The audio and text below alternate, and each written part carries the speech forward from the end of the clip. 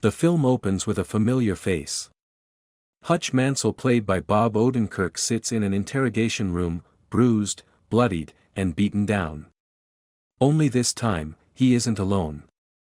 Sitting calmly by his side is a dog. Two agents enter the room, staring at the wreck of a man before them. Their first question is simple, but loaded with weight: "Who are you?" Hutch doesn't answer just yet. We then flash back to how things got here. Since the destruction of the Obshack, Hutch has returned to a darker path, living once again as an assassin for hire. His contracts come directly from a shadowy figure known only as the Barber, played by Colin Salmon. Every kill, every job is just another payment on the massive debt Hutch owes the Russians, but this double life has come at a price. Hutch feels the distance growing between himself and his family. His wife, Becca, Connie Nielsen, still loves him, but there's a wall between them that wasn't there before. His kids, Brady, Gage Monroe, and Sammy, Paisley Catarath, barely see him anymore. Hutch knows his work is tearing at the bonds that hold his family together, and the weight of it is starting to crush him. Then, a memory from the past sparks an idea. Hutch sees an ad for Plumberville, a quiet summer town he once visited with his father and brother as a boy. Back then, it was a place of safety, warmth, and peace, everything his life is not. With summer vacation coming, Hutch convinces Becca and the kids to take a family trip there.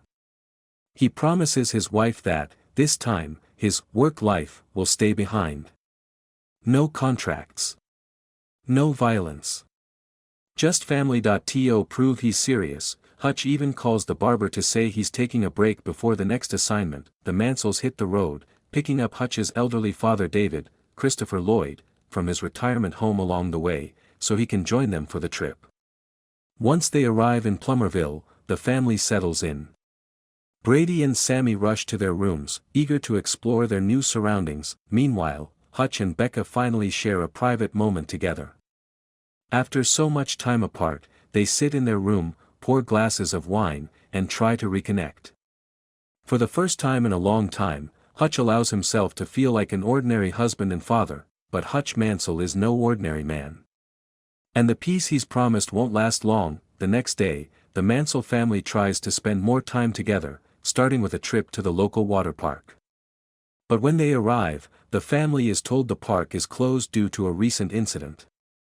As an apology, the staff hands them a stack of hot dog coupons. With no other choice, Hutch takes Becca, Brady, Sammy, and David to a nearby diner for lunch. Inside the diner, Hutch tries to enjoy the moment with his family, but his nostalgia starts to show. He remembers spending summers here with his father and brother Harry. His trip down memory lane draws the attention of the local sheriff, Abel, played by Colin Hanks. Abel studies Hutch closely, as if he knows there's more to him than meets the eye. After lunch, the Mansells decide to use the free passes they were given for the local arcade. At first, the visit seems harmless, but tensions quickly rise. Hutch notices that his son Brady is hiding something. Brady has been sporting a black eye, originally explained away as a football injury, but Hutch suspects it came from a fight. While playing games, Brady catches the eye of a group of girls. In an attempt to impress them, he gives some of his prize tickets to one of them, while using the rest to win a small prize for his sister Sammy.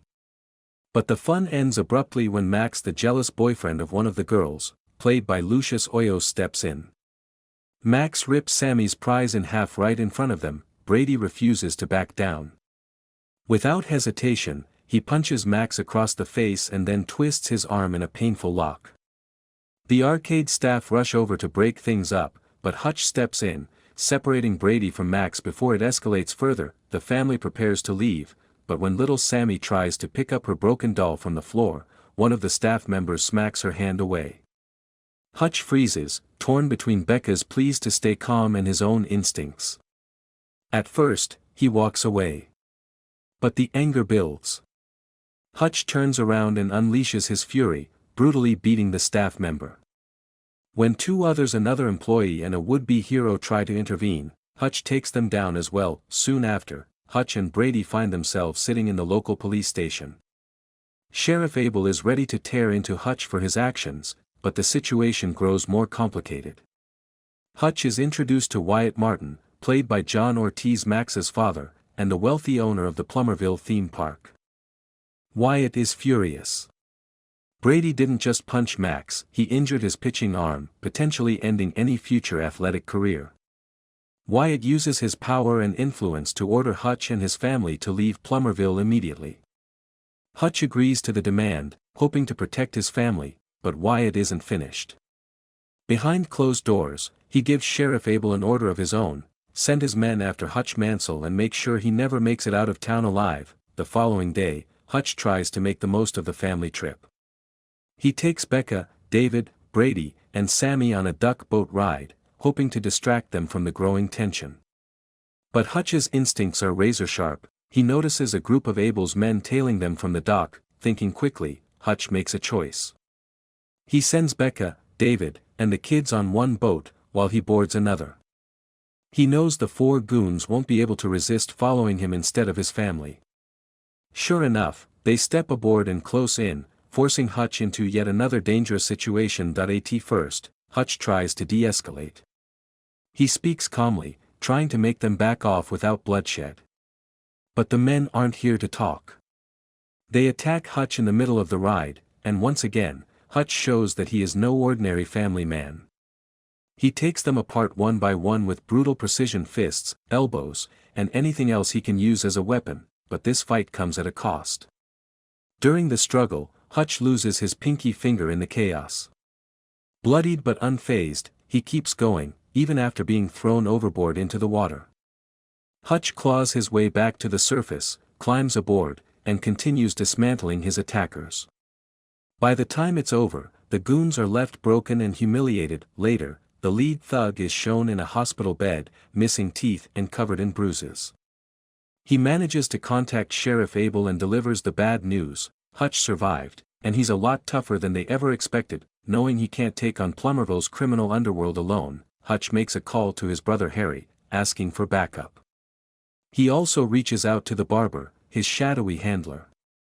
Over the phone, the barber reveals the truth about Plumberville: it has never been just a quiet vacation town. For decades, it has been a secret hub for drug trafficking and bootlegging, controlled by a ruthless figure. That figure is Lendina, played by Sharon Stone. She's introduced in her casino, sitting at a poker table across from an unfortunate opponent.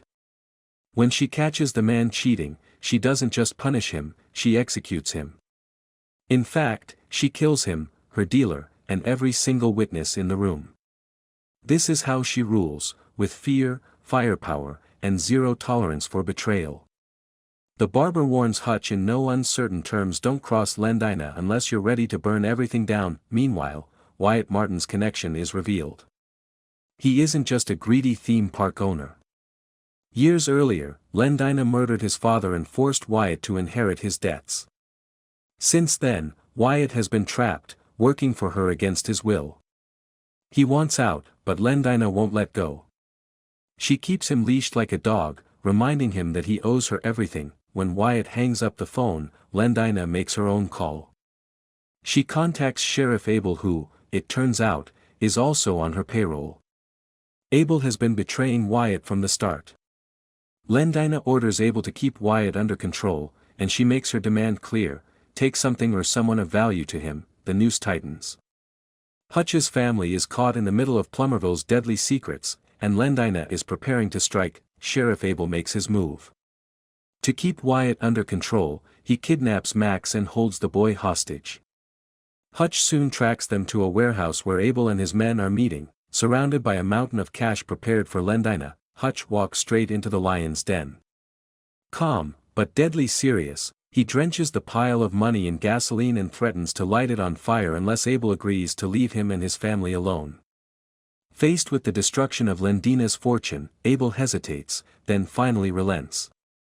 But as Hutch is leaving, he notices Max being dragged away by a pair of thugs. Hutch makes his choice. He turns back.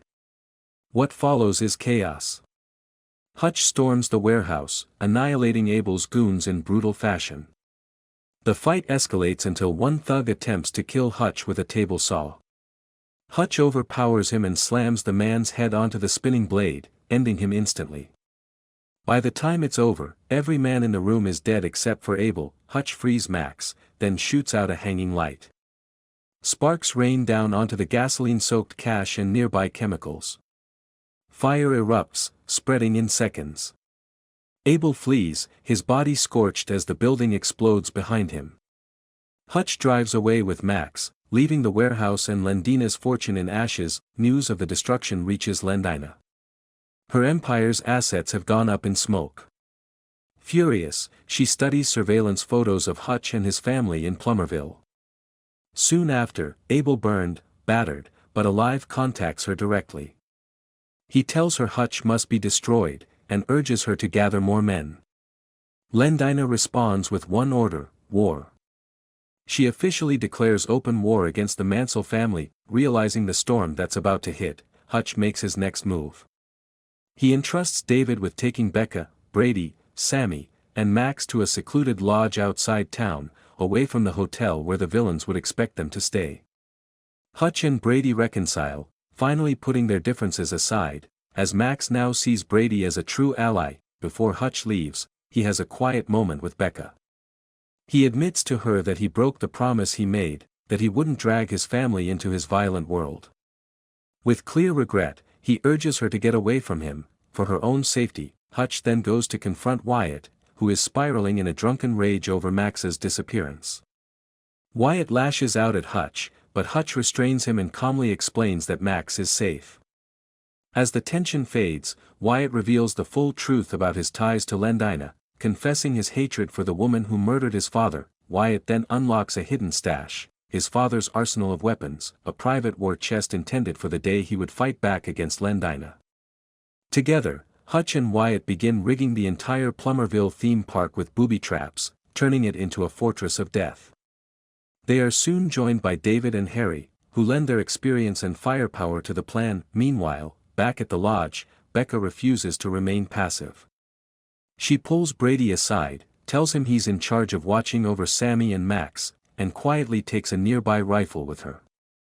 With determination in her eyes, she heads off into the night, prepared to stand by Hutch when the war comes. Night falls on Plumberville. Lendina storms into the theme park with her army of mercenaries, while her brutal enforcer Cartouche, Daniel Bernhard, leads a separate strike team to the lodge to eliminate Hutch's family. Inside the park, Abel tries to guide Lendina toward Hutch and Wyatt, hoping to prove his worth. Instead, Lendina coldly orders her men to execute him on the spot, dismissing him as a pain in the ass. With Abel dead, her forces push forward, but Hutch and Wyatt are ready. What follows is carnage turned into spectacle. Every trap they set is sprung, landmines hidden in the ball pit, trip wires launching grenades, swinging explosives disguised among the rides. One by one, Lendina's soldiers are blown apart in a barrage of chaos. Meanwhile, at the lodge, Brady steps up to protect his younger siblings. He wrestles with one thug, buying Max enough time to hide Sammy. Just when things look grim, Harry arrives, katana in hand.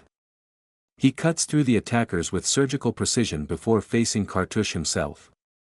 Their duel is fast, vicious, and brutal, but Harry prevails, decapitating Cartouche in a single stroke. Back at the park, Hutch, David, and Wyatt eventually fall into enemy hands, beaten and restrained. Lendina herself steps forward, savoring the chance to end Hutch's life.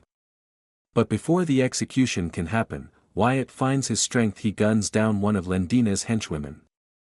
Her furious partner charges Wyatt, only to be dropped by gunfire too. Enraged, Lendina raises her weapon to finish Hutch personally. That's when Becca makes her entrance. Rifle in hand, she shoots Lendina with tranquilizer darts, one in the chest, the other in her eye. The villainess staggers but doesn't fall. At that moment, a final wave of gunmen pours into the park. With no options left, David triggers the last of the explosives. Hutch grabs Becca, and together they dive into a nearby pool as the entire park erupts in a massive fireball. Flames engulf everything, rides, buildings, and mercenaries alike. Lendina stands in the inferno, smiling faintly at the destruction, before she and her men are incinerated. When the smoke clears, Hutch and Becca are taken into custody, along with the family dog rescued from the chaos. Government agents interrogate them, but before any decision is made, their superior calls. Reluctantly, the agents release the Mansells. Finally, the family returns home. They gather together, watching a slideshow of photos from their trip, silly rides, family smiles, and new memories. Wyatt and Max appear in the pictures too, showing how close they've become. As Brady's girlfriend joins them, laughter fills the room. Hutch sits quietly, gazing at his family, and for the first time in a long while, he smiles. Peace, at last.